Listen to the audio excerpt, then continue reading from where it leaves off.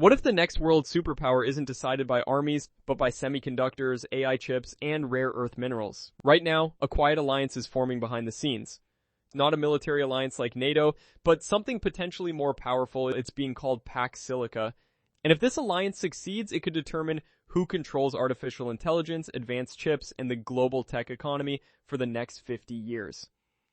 Today we're going to break down what Pax Silica actually is, why it was created, which countries are involved, and why it could reshape the balance of power between the United States and China. But before we dive in, remember, this video is for informational purposes only and not financial advice. For most of the 20th century, global power was determined by melees and nuclear weapons, but in the 21st century, the real battle is about technology dominance. Artificial intelligence, advanced semiconductors, data centers, and the rare minerals needed to build them.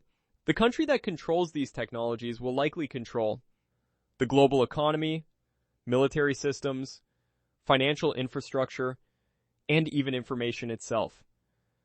This is why the technology rivalry between the United States and China has become one of the most important geopolitical conflicts of our time.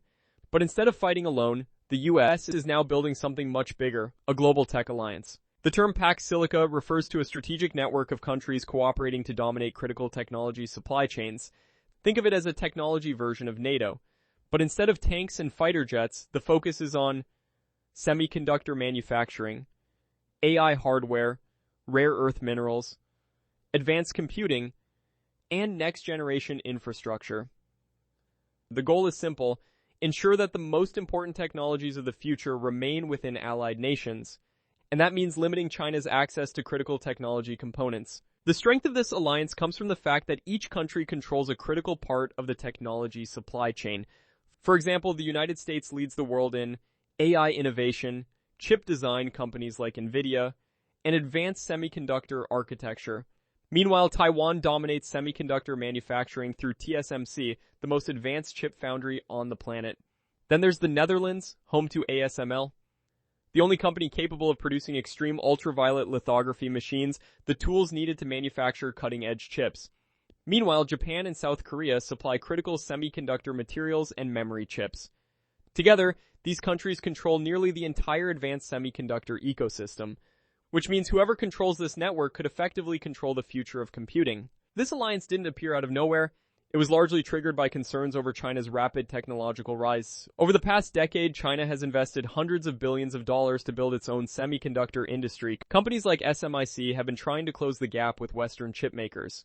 In response, the United States introduced strict export controls designed to block China's access to advanced chips and semiconductor equipment.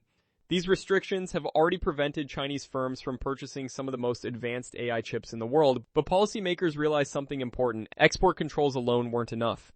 To maintain technological leadership, they needed a coordinated alliance across the entire supply chain, and that's where Pax Silica comes in. Semiconductors aren't the only strategic resource in this technological race.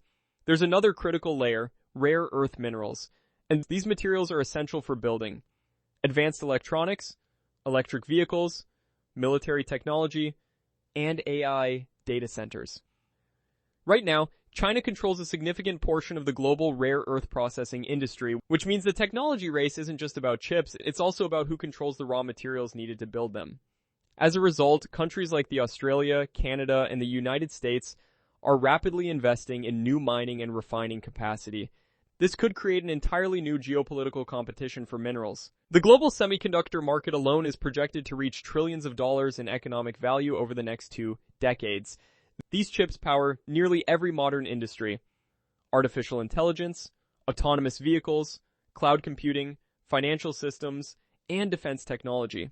Whoever leads in semiconductors may ultimately shape the entire digital economy, and that makes Pax Silica far more than just a trade partnership. It could become the foundation of the next global economic order. If Pax Silica succeeds, we could see the world split into 2 competing technology ecosystems, one centered around the United States, Europe, Japan, South Korea, and Taiwan, and another centered around China, its regional partners, and countries aligned with its technology infrastructure. Some analysts call this the Tech Cold War, and the consequences could affect everything from global trade, economic growth, technological innovation, and even geopolitical stability. The next world superpower might not be determined by military strength. It could be determined by who controls the chips inside our computers, the AI powering our systems, and the minerals inside our devices.